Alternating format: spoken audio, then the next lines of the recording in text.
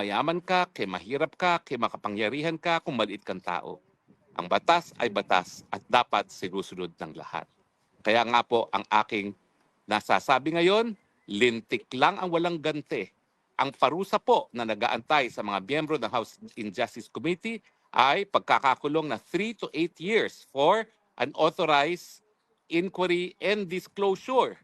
At dahil yan po ay pinaparusahan ng 3 to 8 years, hindi po yan sakop ng legislative immunity dahil ang legislative immunity ay para lamang sa kaso ng ordinaryong libel na merong pagkakakulong na mula 6 na buwan hanggang 3 taon. Basically po, lahat ng parusa na hihigit sa 6 na buwan, may kulong.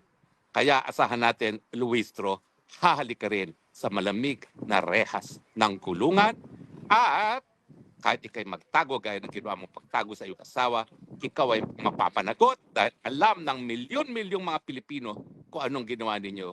Binaliwala nyo sa saligang batas, binaliwala ninyo ang Bank Secrecy Law, binaliwala nyo ang AMLAC Law.